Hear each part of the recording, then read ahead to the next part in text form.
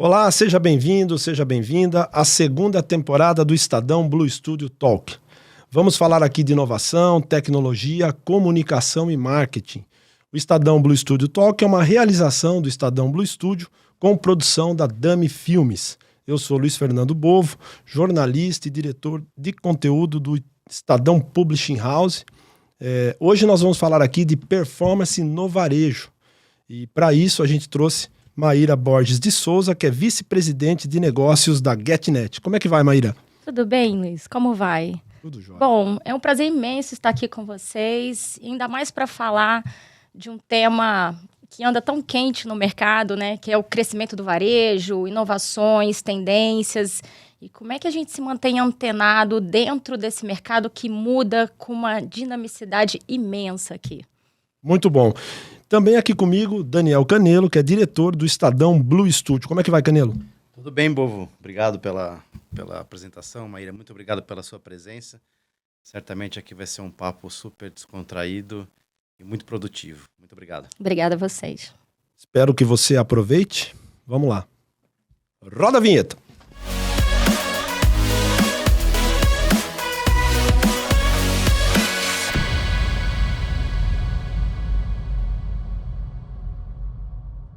Bom, Maíra, queria começar com uma pergunta aqui, na verdade uma provocação, né? Que eu acho que esse é o objetivo aqui, da gente dar uma esquentada na conversa. Eu queria saber o seguinte, o surgimento do Pix e a sua evolução natural, né? Você acha que isso acaba com os meios de pagamento em débito, por exemplo, e quem sabe também em crédito? De forma alguma.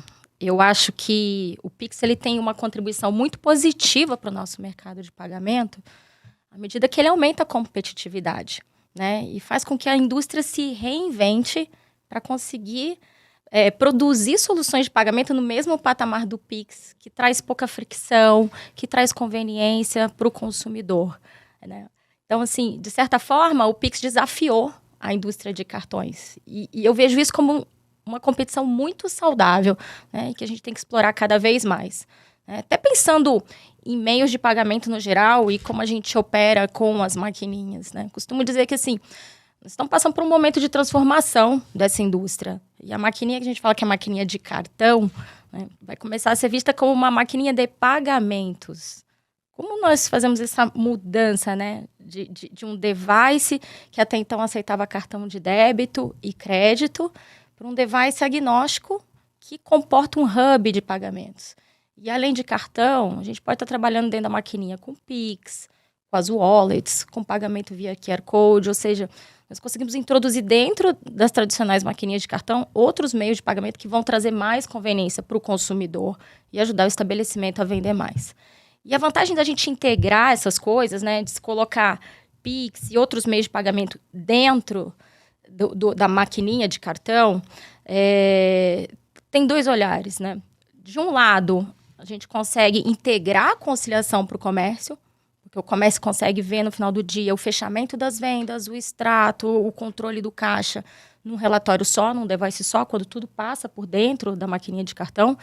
E para o lado do consumidor traz mais segurança, né? Quando você paga com Pix dentro de uma máquina de cartão, você sai com o comprovante de pagamento, você tem um processo de estorno, cancelamento por trás, se é necessário fazer. Então, assim, agrega valor de qualquer forma, a gente está integrando esses meios. É claro que é uma concorrência que não vai ser fácil para ninguém do mercado. Da mesma forma que tem a pressão das taxas, tem a pressão dos preços, tem uma pressão em melhorar a experiência de pagamento com cartão. O Pix hoje, ele faz o pagamento instantâneo. E isso, às vezes, para o comércio, né, principalmente pensando na natureza da indústria brasileira, porque tem muito comerciante que literalmente vende o almoço para comprar a janta, né, o pagamento instantâneo, pagar e receber na hora faz toda a diferença. E aí, por conta disso, né, para a gente manter a competitividade, que na própria ABECS, a Associação Brasileira de Cartões, nós temos discutido soluções para o mercado, de como é que a gente faz também o cartão de débito, né, ter um fluxo de liquidação no mesmo dia para conseguir competir com o Pix, e trazer mais uma opção aqui para que o varejo tenha escolha de ambas as experiências sem fricção, atendendo a necessidade do comércio e do consumidor.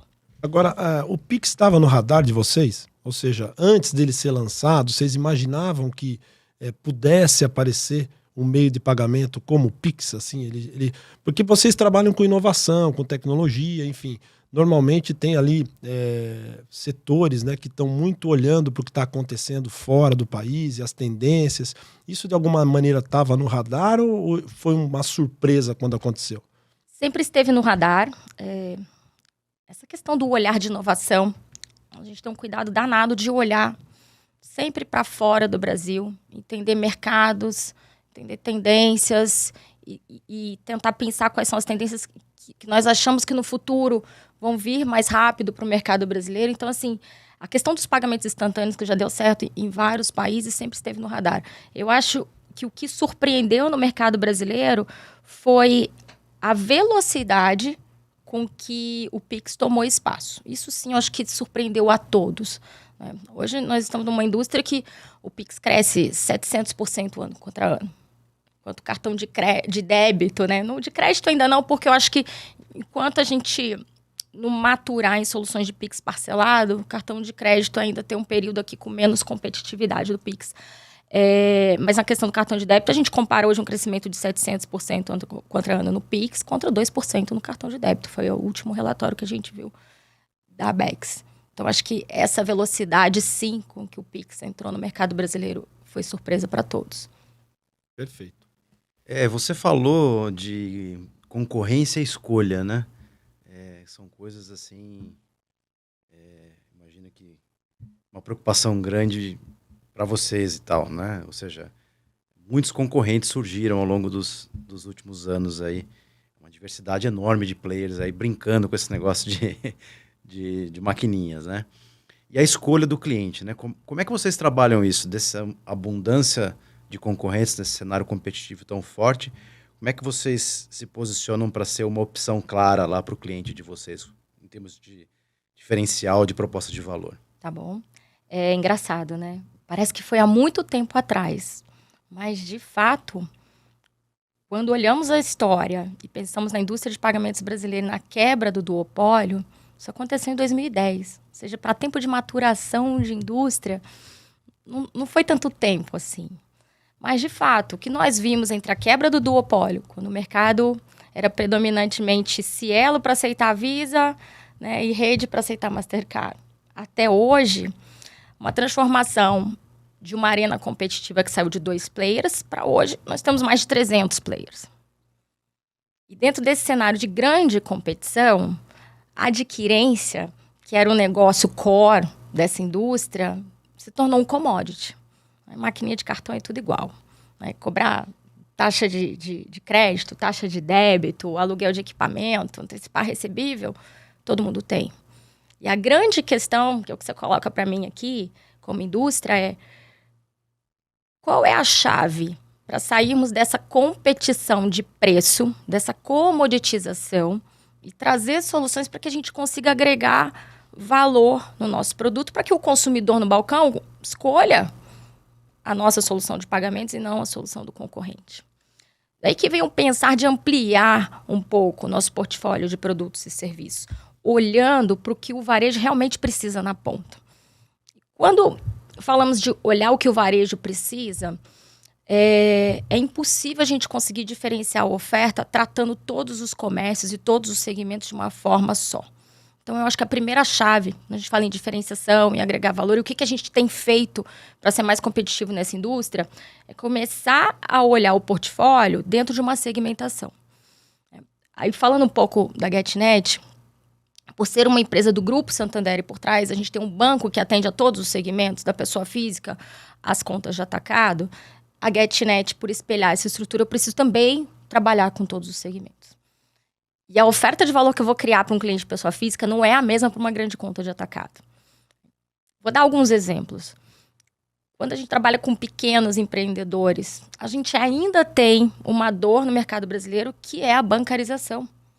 O Brasil tem, entre micros e pequenos empresários hoje, mais de 25 milhões de instituições, e dessas, 44% ainda não tem um meio de pagamento, só aceita pagamento em dinheiro no Brasil. Olha o tamanho da oportunidade. Metade do mercado aí. Absurdo, né? Apesar do avanço que nós tivemos com os bancos digitais e nos últimos anos, a gente ainda tem uma baita oportunidade. E a maior parte desses comércios não tem um meio de pagamento conectado porque não é bancarizada. Então, não tem acesso a uma conta corrente. E aí, quando você começa a olhar meios de pagamento e como é que eu consigo entrar nessa cadeia, você acaba puxando o lado da bancarização. Ou seja, como é que eu completo uma oferta de maquininha com uma oferta de bem, que a gente vê muitos concorrentes fazendo, né? Aí vem a segunda demanda desse comércio, que é o acesso a crédito, né? Como eu disse, é o pequeno varejo que vende almoço para pagar a janta, que precisa de capital de giro, e é o segmento onde ele consegue menos aprovação de crédito dos grandes bancos. Então, você vai combando aqui uma oferta de banking com uma oferta de acesso a crédito, para que a pessoa, o pequeno comércio, ele consiga, sim, ampliar seu rol de meio de pagamento, mas ter por trás toda uma estrutura para fazer esse recebimento. Agora, quando a gente vai para o grande comércio, você começa a abrir um leque de soluções mais tailor-made, olhando a dor do que aquele grande comércio tem e quase fazendo uma consultoria de meio de pagamento para esse grande comércio. A gente pega o exemplo das grandes empresas de e-commerce, que quando o Banco Central regulamentou, alguns anos atrás, a questão da regra de que os marketplaces, por exemplo, seriam considerados subadquirentes dentro do mercado brasileiro, e para isso eles teriam que cumprir uma série de regulamentações que deixariam o business muito pesado, do seu ponto de vista regulatório, né? E aí, dentro dessa oportunidade, por exemplo, nós desenvolvemos a solução de split de pagamento, que é uma solução onde a gente separa o recebível do seller, né, para que os grandes marketplaces não tenham que entrar nessa regulamentação. Então, são exemplos de como a gente tenta se diferenciar, né, para conseguir competir nesse mercado que está cada vez mais comoditizado, cada vez novos entrantes aqui, trazendo alguma proposta diferente e todo mundo tendo que se reinventar a cada dia. Nossa, super legal. Imagina competir com 300 new techs, né? Já pensou? Não deve ser 300 fácil. concorrentes aí, é dureza. E que são rápidas, né? Não tem sistema legado, já nascem numa estrutura toda em nuvem, APIs, microserviços, uma agilidade que às vezes as indústrias tradicionais não possuem. A gente sabe como é isso, né? Eu ia te perguntar, você falou da falta de acesso aos bancos, né? De boa parte da população brasileira. Como é que a pandemia ajudou nesse processo de bancarização, né? A gente sabia que, a gente viu na pandemia, até por conta de um trabalho que a própria Caixa fez para fazer os pagamentos para as pessoas dos auxílios durante a pandemia, teve muita gente que foi bancarizada nesse processo. Além disso, a pandemia também acelerou o e-commerce, a inovação. Eu queria saber como é que foi o impacto da pandemia para os meios de pagamento e nesse cenário, né, de maior bancarização e também maior inovação, né? Tem uma charge que eu gosto muito, não sei se vocês já viram, que é uma pergunta de quiz, múltipla escolha, e fala assim: quem foi o responsável pela transformação digital na sua empresa? Opção A, o CEO. Opção B, o VP de TI. Opção C, o Covid. É isso. É isso. Assim, por anos, né, tanto a indústria de pagamento como o mercado financeiro vinha tentando iniciativas de melhorar, de acelerar a digitalização dos negócios ou acelerar a bancarização, mas ainda a ritmos não satisfatórios. E com o Covid, né, a questão de digitalizar pagamento, de acesso à bancarização, tomou uma velocidade, uma proporção por necessidade. Tornou-se fisiológico você precisar ter uma conta em banco, porque às vezes era difícil até sacar o dinheiro e circular o dinheiro no mercado, né? Tem esse fator do acesso, teve o fator do pagamento mais higiênico que a gente fala, por muitas vezes, às vezes o dinheiro em nota que passa de mão em mão não era tão higiênico num cenário de pandemia, né? Acelerou a questão do cartão, dos pagamentos NFC, porque no NFC ninguém encosta no seu cartão e você também tem um pagamento muito mais higiênico dentro desse processo de pandemia, de vírus, de contaminação, né? Por outro lado, mexeu muito na cultura do brasileiro, né? Consumidores que eram muito reticentes a fazer pagamento pela internet por conta de fraude, com razão, porque o Brasil é o campeão mundial de fraudes hoje, quando a gente compara com outros países, né? Nosso povo é criativo até para conseguir hackear e fraudar. Né? A criatividade do brasileiro em favor também disso, né? Sim. E de certa forma, por exemplo, nós vimos patamares de TPV de e-commerce na empresa chegando a 30% do TPV total do que a gente tem na GetNet. Coisa nunca vista, né? Crescendo a 3 dígitos ano contra ano por conta da pandemia. Interessante. E quando a gente pega o comércio também, alguns cases de clientes que nós atendíamos na Get, né? Alguns relatos, por exemplo, tem uma empresa que é cliente da Get e que trabalhava no comércio varejista, uma grande rede varejista com centenas de lojas, e o relato foi: nós estávamos tentando fazer a transformação digital, ou seja, criar um sistema conectado do e-commerce com físico, com omnichannel, vitrine infinita, para poder potencializar as vendas, e nós vínhamos tombando as lojas ao ritmo de uma loja a cada 6 meses. Com a pandemia, nós tombamos toda a cadeia de loja em 6 meses.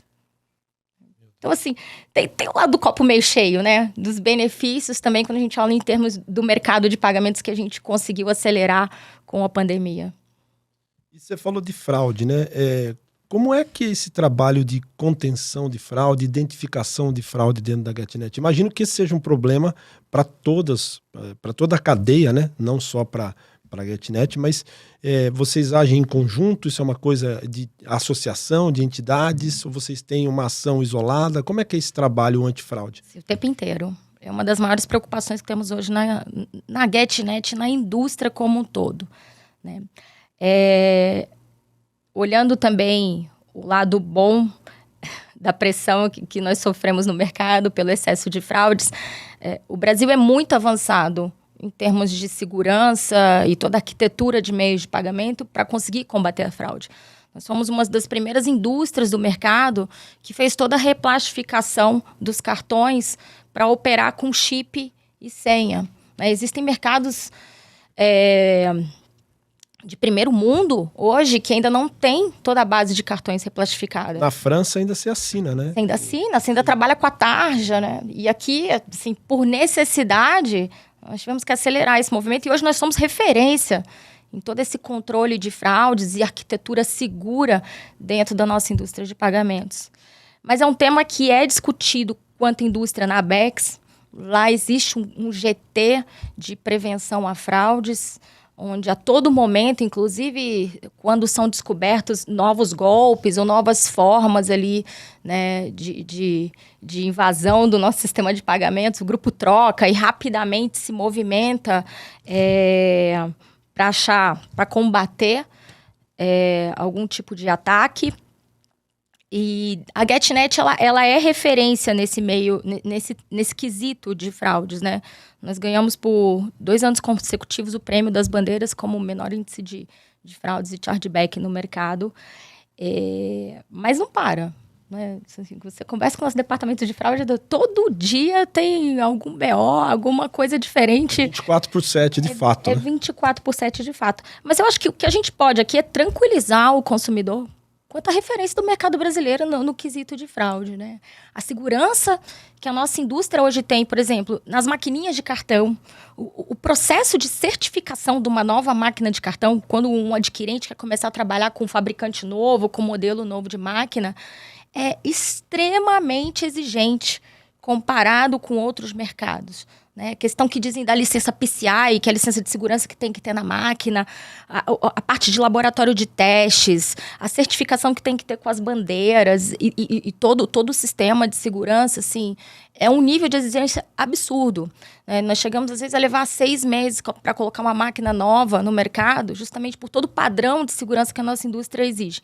Então, de certa forma, né, apesar da criatividade do brasileiro, eu acho que o consumidor pode ficar tranquilo em relação à segurança, assim, que nosso parque de maquininhas de cartão traz hoje para os pagamentos.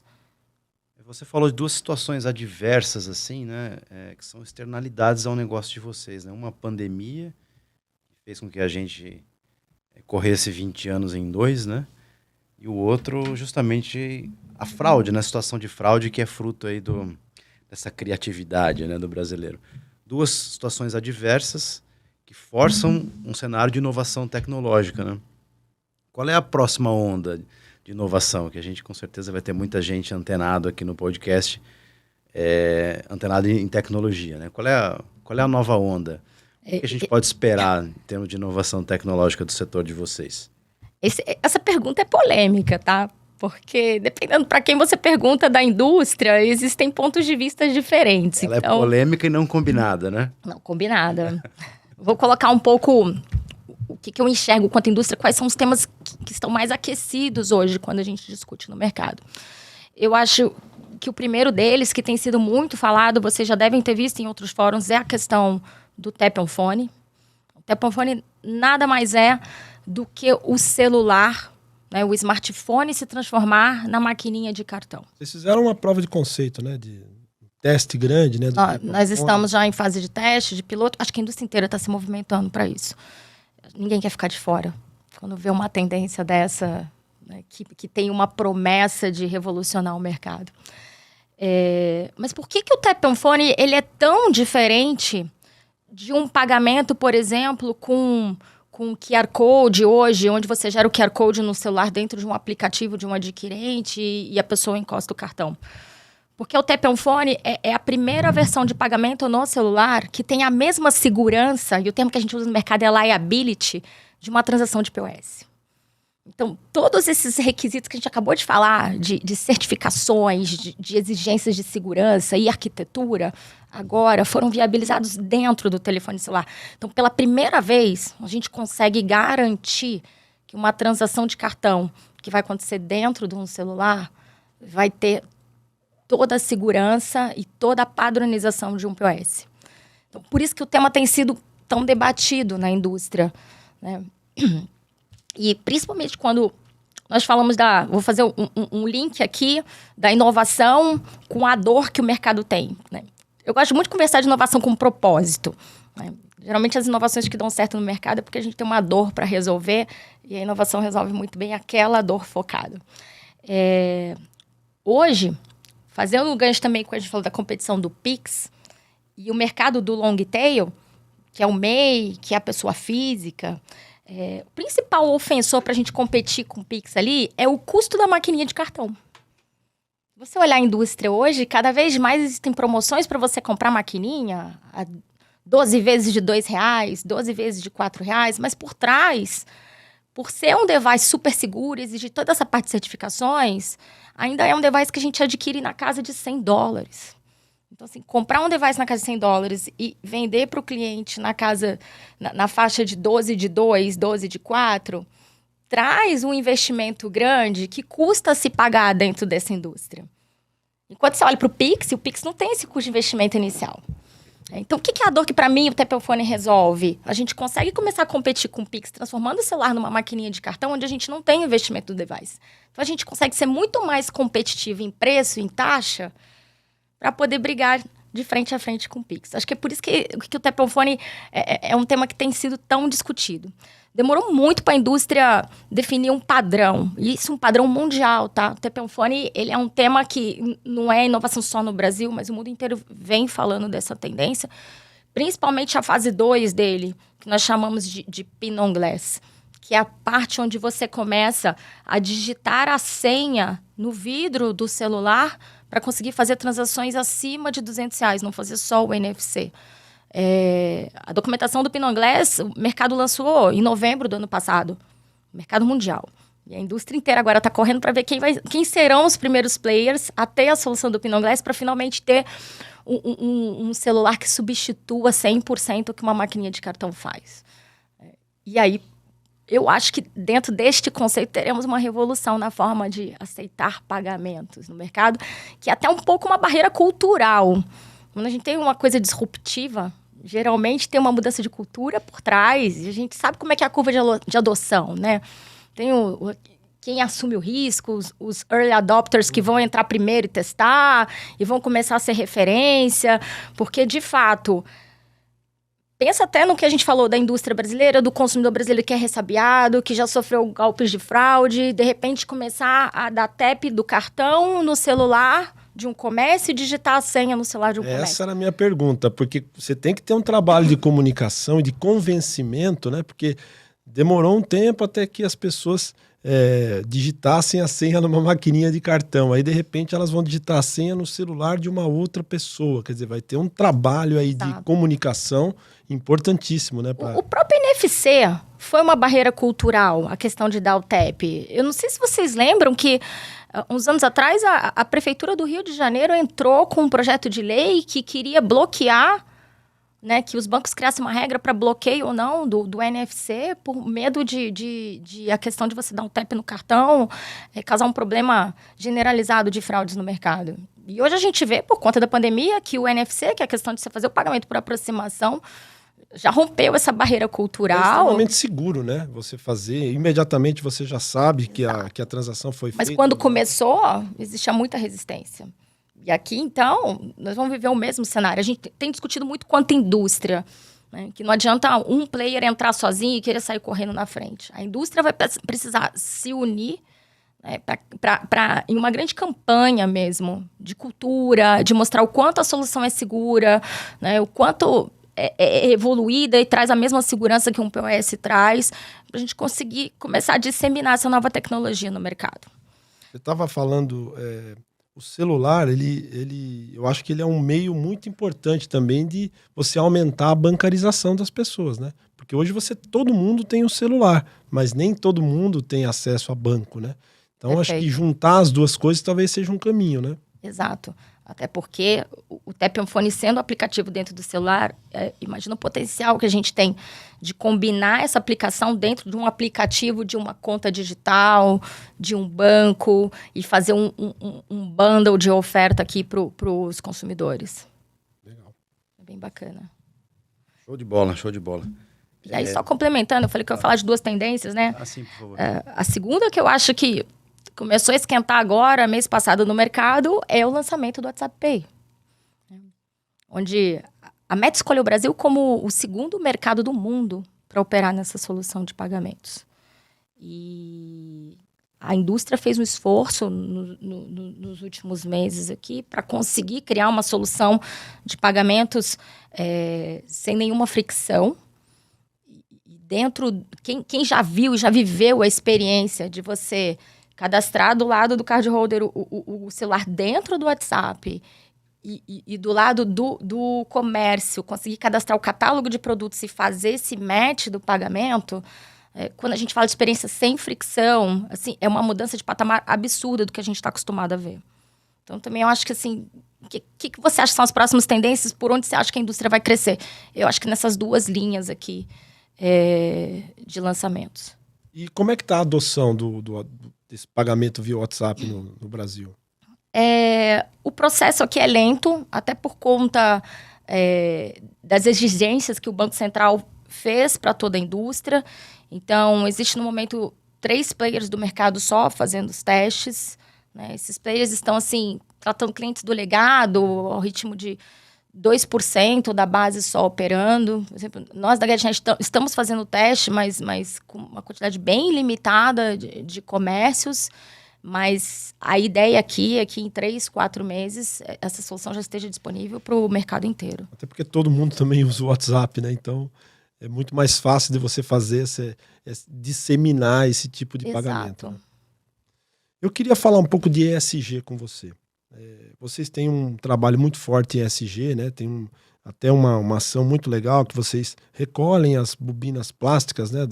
As peças plásticas das bobinas de papel. Eu queria que você contasse um pouco para a gente dessa ação, do que vocês fazem em ESG e qual que é a importância hoje desse ESG para as empresas, né? Como no caso da GetNet, por exemplo.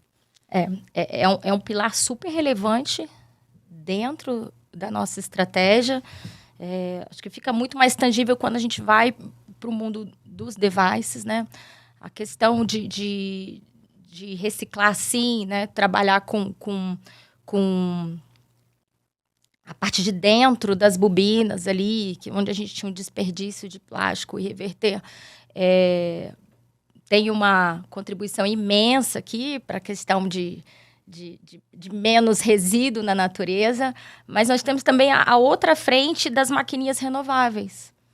Porque hoje, quando a gente olha o parque de POS, o Brasil tem o terceiro maior parque de maquininhas do mundo. E geralmente essa indústria, ela troca o parque de máquinas a cada 3, 5 anos.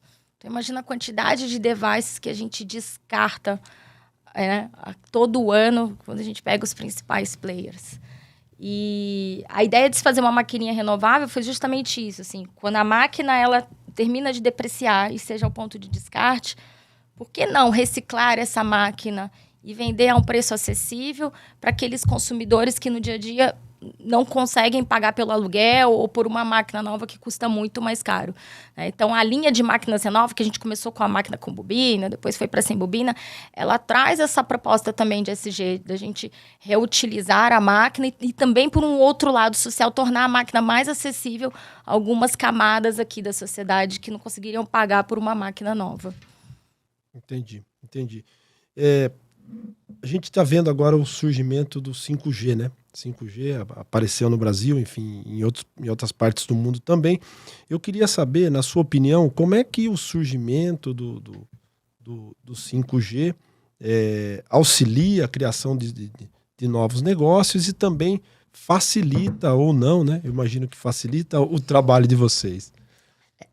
Conectividade de máquina ainda é um ponto super debatido no mercado também, né? Por incrível que pareça.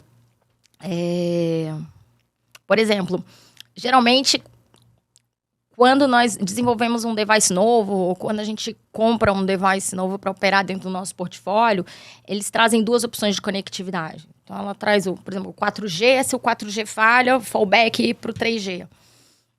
E por incrível que pareça, quando uma banda nova começa a ser muito utilizada, né, pelos consumidores, pessoa física, dentro da linha de celular, geralmente não é a banda que a maquininha funciona melhor para operar, porque ela fica muito congestionada. Entendi.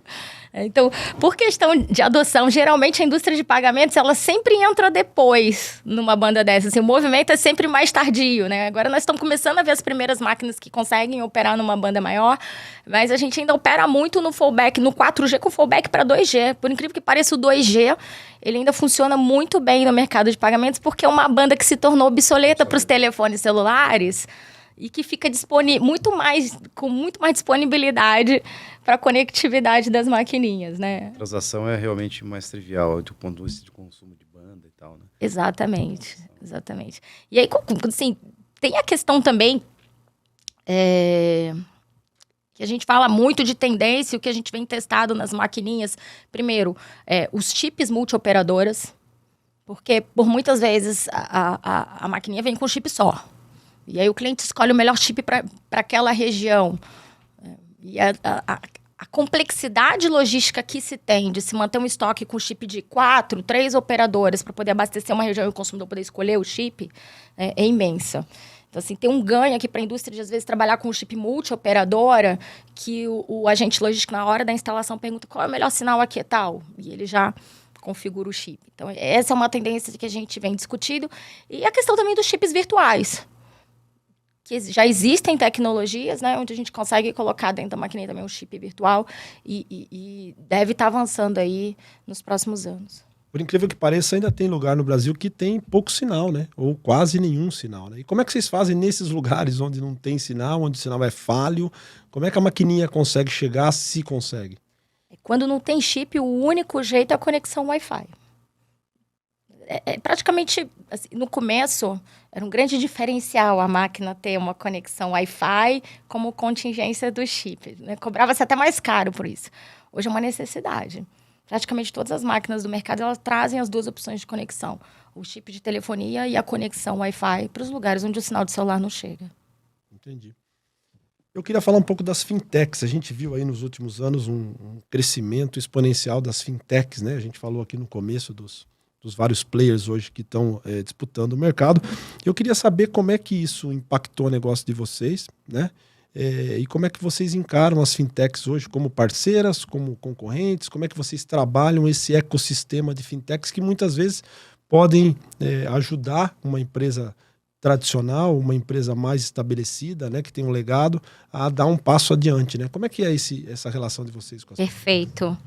Eu gosto muito do tema das fintechs, porque elas tiram os players tradicionais da zona de conforto. E vejo, sim, fintechs como aliadas e muitas vezes como nós podemos nos unir às fintechs, né, para agregar valor no nosso negócio.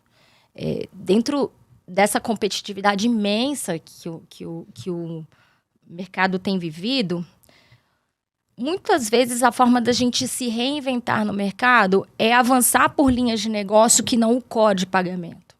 Isso tem acontecido na indústria como um todo.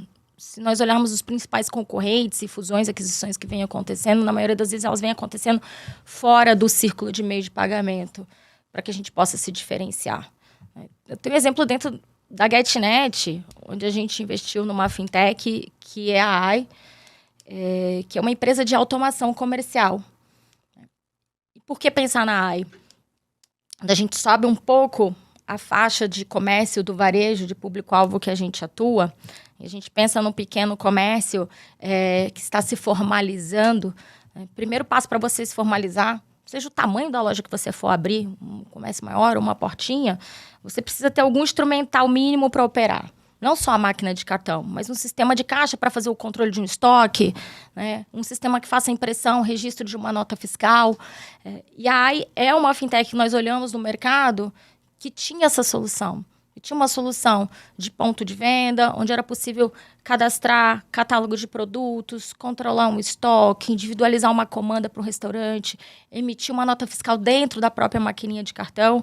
E dentro desse processo, a gente viu que tinha um total match com a nossa proposta de valor para o comércio, né? E nós fizemos uma parceria, uma joint venture com a AI. Hoje a gente tem esse bundle de oferta junto com eles. E a proposta é essa, é vender uma experiência one-stop shop para o pequeno comércio. Você vai abrir um comércio novo, eu tenho aqui todo o instrumental que você precisa para começar a operar. E que, de certa forma, né, aí puxando para o tema da fintech, é algo que dentro da GetNet nós não tínhamos o know-how para fazer. Então, nessas horas, sim, é muito legal fazer tudo in-house, mas dependendo da necessidade, da velocidade que você quer ter no mercado, né, uma fintech aliada a você para complementar a sua oferta faz toda a diferença. E nós temos, sim, esse olhar o tempo inteiro para entender tendência, da onde vem e o que a gente pode agregar de novas parcerias em fintechs. Semana passada, no Rio de Janeiro, fui visitar o Web Summit. Não sei se ouviram falar. Sim. Né? Que é um evento super relevante que agora acontece no Brasil. E lá no Web Summit foram apresentadas mais de 1.000 fintechs. E eu fui lá justamente para a gente olhar e entender esse mar de oportunidades que nós temos e que a gente consegue ali puxar e pincelar para poder estar agregando dentro do nosso portfólio. Assim, a fintech tem que ser aliada e não concorrente. E eles têm uma velocidade, uma capacidade de inovação que as empresas que se tornam maiores Com certeza.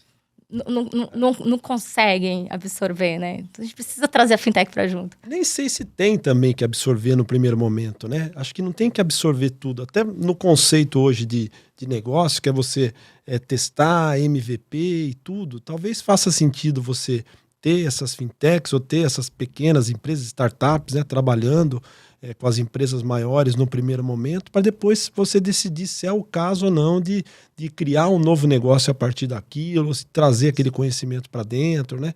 Eu acho que é uma boa oportunidade. São empresas que já têm naturalmente uma pegada de risco, né? Nascem no risco já, né? Então às vezes fica mais fácil, né? Que eles liderem esse tipo de transformação e a gente entre complementando, né? Essa pegada colaborativa de Open Innovation até faz parte da estratégia de negócio de vocês? Sim. Faz parte. Existem projetos que nós trabalhamos um pouco de co-creation com essas fintechs, de trazer para dentro, às vezes, do nosso lab de inovação e tá criando uma prova de conceito, tá tentando fazer um match entre algum segmento ou alguma dor que a gente queira resolver, né? A própria solução de Tap on Phone, hoje na Get, nós trouxemos uma fintech junto aqui para ganhar velocidade na construção Muito bom. Você falou do evento, né, do Web Summit. Vocês fizeram, salvo engano, é Get Day, né, o evento que vocês fizeram, em parceria com a Cicobi, talvez? Com a Sicredi. Com a Sicredi. Perfeito. Como é que foi esse evento? Como é que ele nasceu? Como foi construído? As pessoas, assim, tendem a ter a percepção de que a GetNet, por ser uma empresa do Santander, é uma empresa fechada com o Banco Santander, né? Mas não. Desde que houve a cisão das ações da GetNet, a GetNet passou a fazer parte da holding da PagoNext, que é o braço de fintech global do Banco Santander. O banco passou a ser nosso principal cliente. E a nossa estratégia aqui é muito voltada para o mercado aberto, né? E nós temos hoje soluções que a gente consegue atender outros bancos, outros parceiros que não só o Banco Santander. E a Sicredi é um exemplo desse modelo de parceria, né? Que sai do ecossistema do Banco Santander, né? E onde a gente agrega valor ali dentro da Sicredi, que hoje é uma referência aqui, quando a gente pega a questão do interior do estado, cooperativas e o que eles têm para oferecer. E a ideia do Sicredi Day é trazer o parceiro para fazer uma construção em conjunto.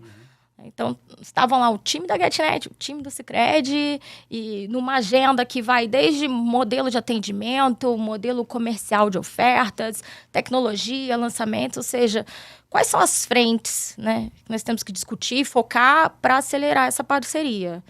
E, de certa forma, é um exemplo, mas, assim, estamos super abertos, né, a parcerias e outros modelos. Cada vez mais, a nossa proposta aqui é ser um player agnóstico que consegue levar soluções para diferentes mercados e diferentes parceiros. Muito bom. Maíra Borges de Souza, que é vice-presidente de negócios da GetNet, está aqui conversando com a gente sobre inovação, sobre tecnologia. Eu queria... a gente estava falando sobre inovação aqui, sobre o Web Summit. Como é que vocês trabalham a inovação dentro da companhia? Você estava falando, né, do trabalho que vocês têm com fintechs.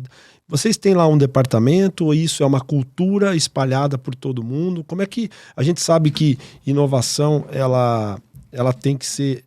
Ela é aprendida, né? Mas ela é um processo.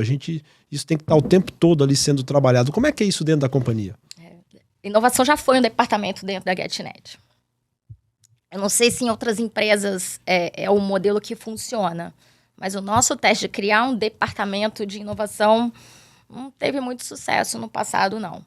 Porque o departamento de inovação trabalhava muito isolado, olhando tendências e desenvolvendo as POCs, e isso aqui concorria com o backlog tradicional das áreas de negócio.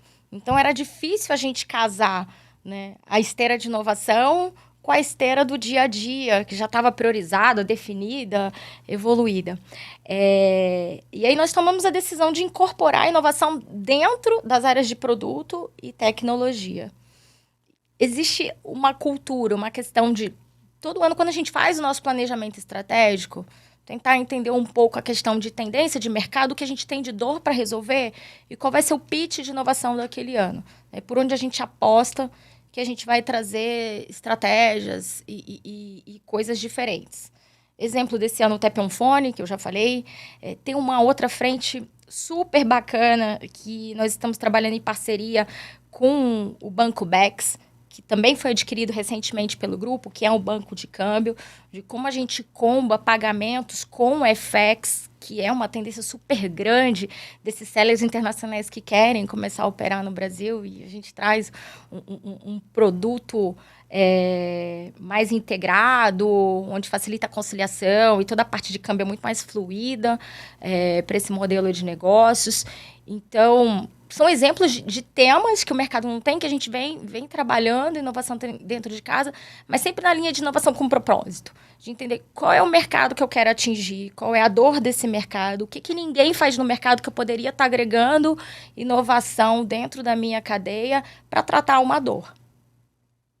Perfeito. Inovação nem sempre é uma grande sofisticação tecnológica, né? Às vezes é uma coisa que resolve pontualmente uma baita dor de uma maneira simples. E nem por isso deixa de ser uma inovação, né?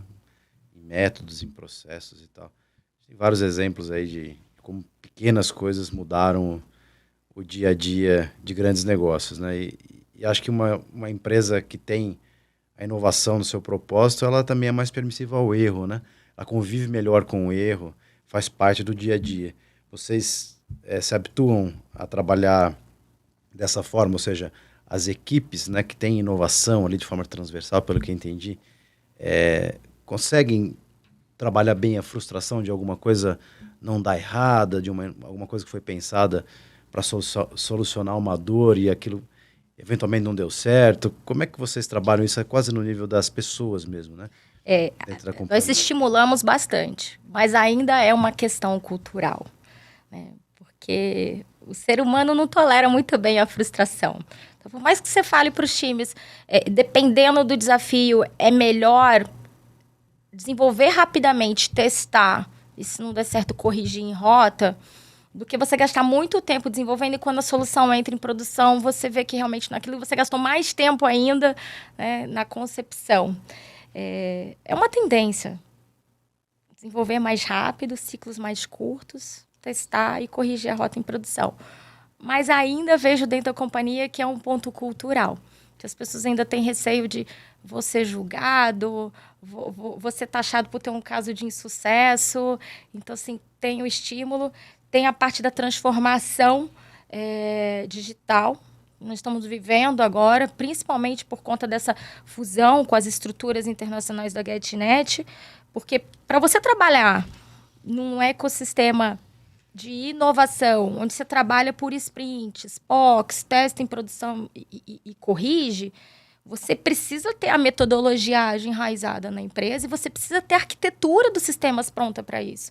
O sistema não pode ser um monolito. Ele tem que ser transformado em microserviços que sejam fáceis de ajustar. Então, é um combinado, né? É a cultura, é a metodologia de trabalho e a infra que está por trás. Tem que estar tudo sincronizado para essa inovação fluir. Eu digo para você que na GetNet a gente ainda está em processo de transição. Eu acho que a gente está a 60%, 70% dessa jornada aí para conseguir ser genuíno dentro de uma pegada tech. Legal. A gente viu o sucesso do Web Summit no Rio de Janeiro agora, né? Os ingressos terminaram, enfim, estava lotado de gente interessada nesse tema de inovação, de tecnologia.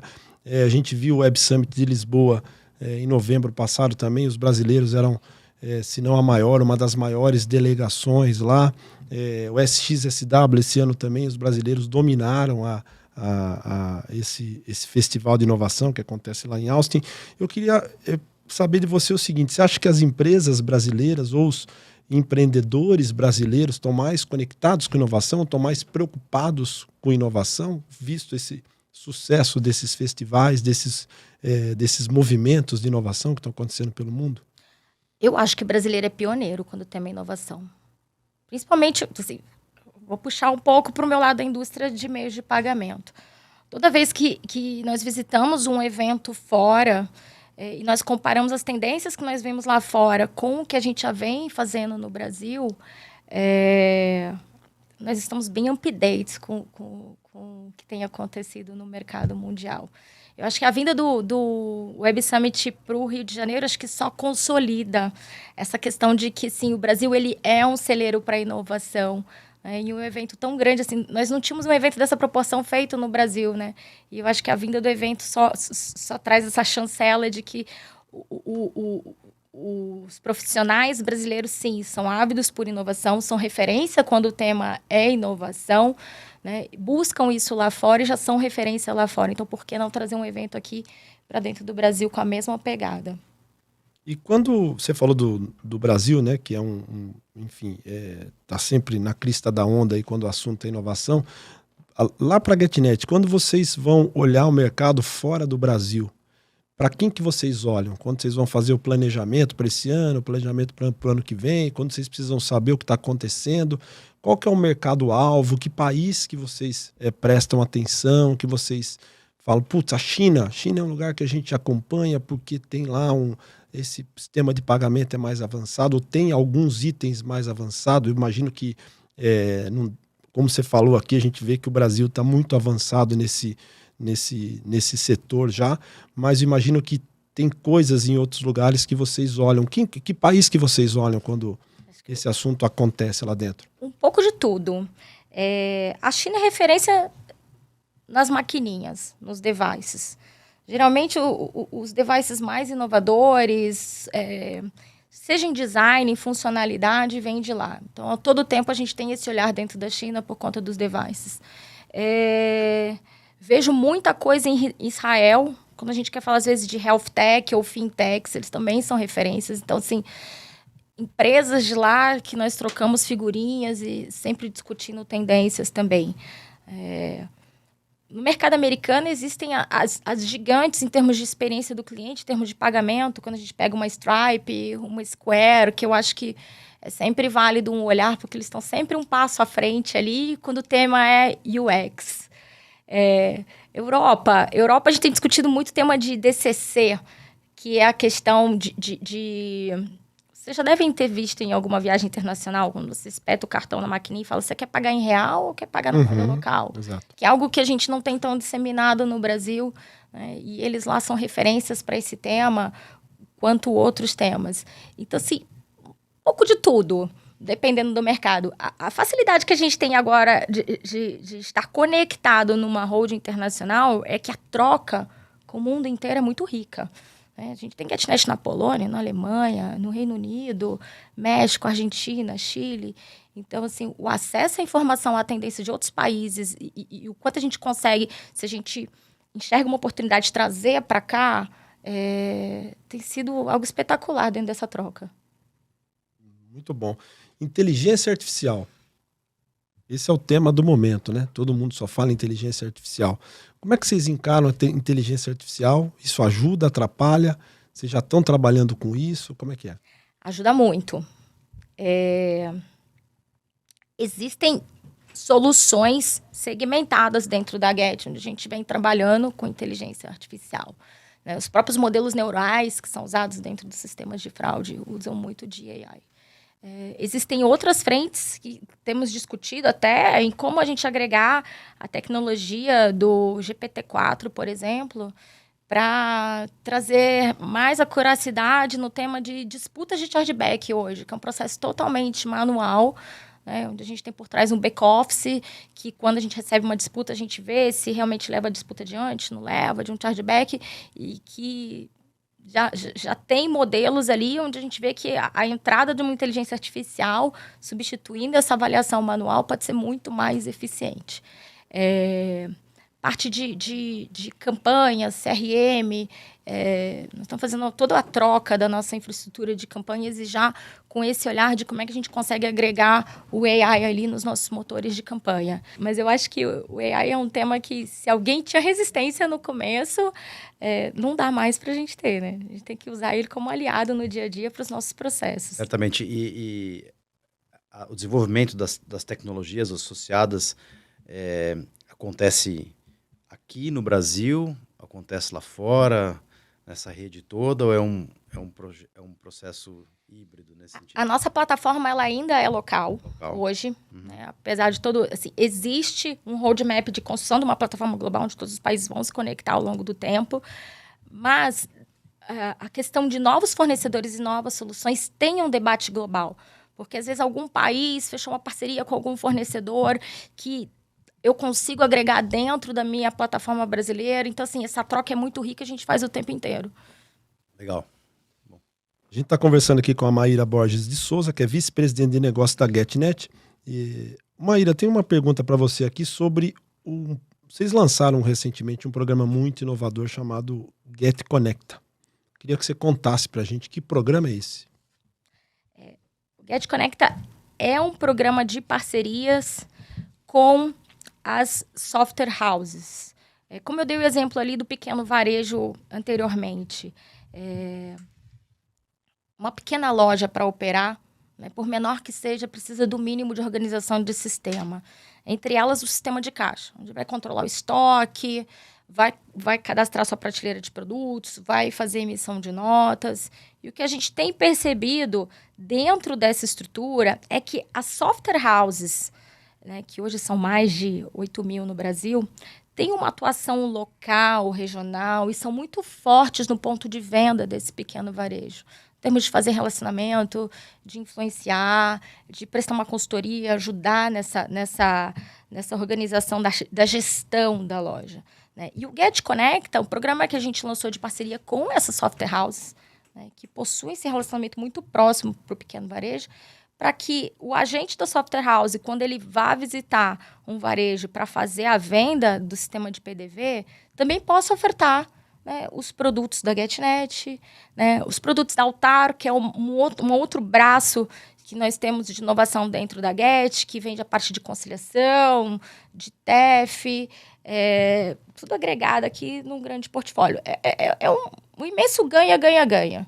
Né? Nós ajudamos, de um lado, a software house a ampliar o portfólio de soluções que ela leva para o pequeno varejo, por outro lado, a software house traz mais negócios para a gente dentro de uma capilaridade que a gente não tem no dia a dia com nossa força comercial.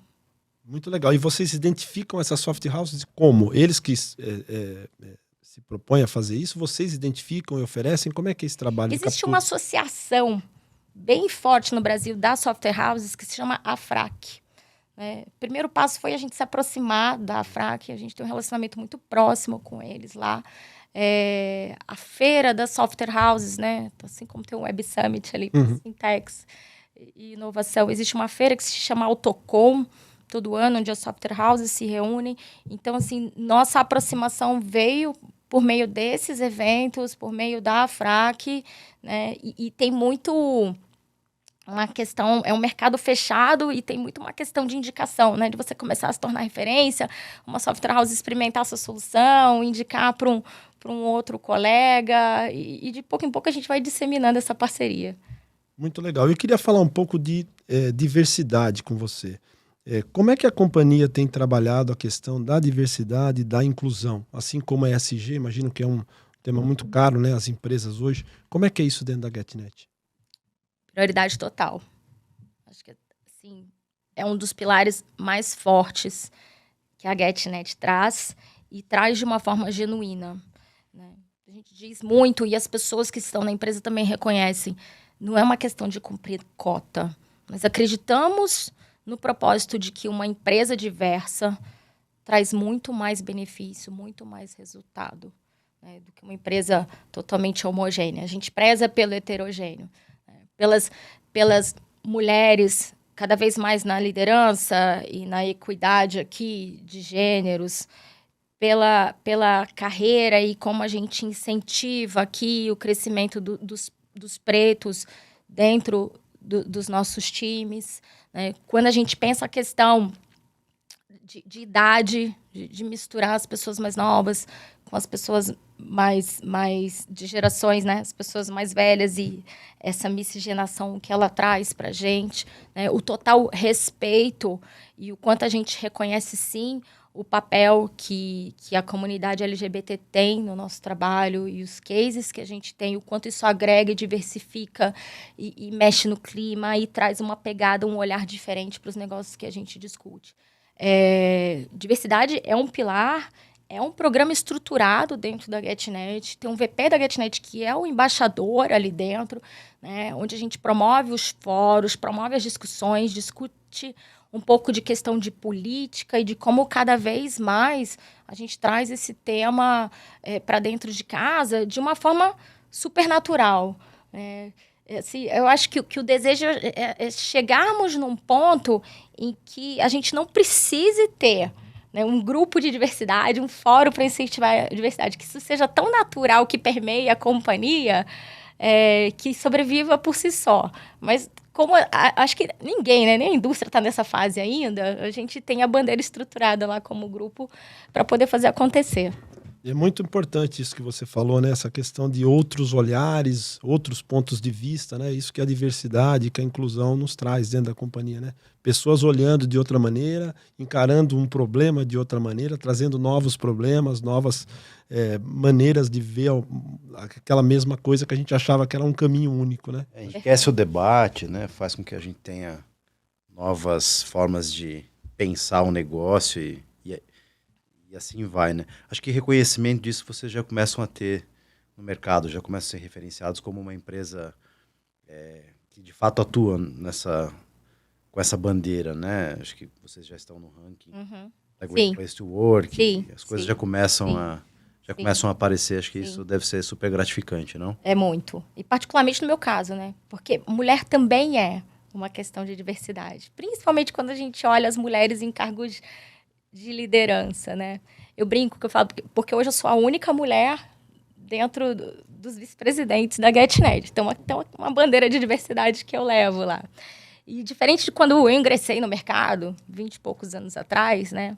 No passado, a mulher, para ela ter uma posição de liderança, ela tinha que praticamente se comportar como um homem. Até na questão da postura, do falar, ou às vezes na forma de se vestir, né? Mulher vestia taê, que eu quero mais parecido com o terno masculino. Então, assim, não era uma diversidade. Era assim, você tinha que se parecer com o masculino para poder conseguir galgar steps na carreira. Hoje é diferente. Hoje, a mulher que é valorizada no C-Level é a mulher que traz a contribuição feminina para aquele grupo. Né? É justamente a troca. É num ambiente que às vezes é mais masculino, você botar o peso feminino ali, uma percepção diferente. Então, assim, é muito legal ver o quanto essa indústria avançou. E é o que eu falo para as mulheres, assim, sejam mulheres na liderança femininas. Né? Porque essa é a beleza da diversidade. Não é você se parecer como um homem, é você trazer essa mistura, essa troca e fazer com que as discussões fiquem muito mais ricas. Muito legal. Bom, Maíra, para encerrar aqui, eu queria saber o seguinte: quais são os planos da GetNet para esse ano? Nossa, são tantos. Para esse ano, hein? Quase no segundo semestre. A GetNet é ambiciosa. Eu acho que assim, tem um momento super gratificante que a gente está vivendo, que é essa questão de tá fazendo a convergência, que nós falamos que é a parte da globalização da GetNet que efetivamente está acontecendo. Então, assim, a gente tem uma pauta muito grande de roadmap de produtos que o Brasil é referência, que nós estamos levando para fora, e produtos de fora que a gente quer trazer para dentro, construção de uma plataforma global que vai trazer uma escala de eficiência absurda para a gente, esse é um ponto, né? Mas, por outro lado, a gente tem um roadmap e uma agenda que focada em todos os segmentos onde a gente atua.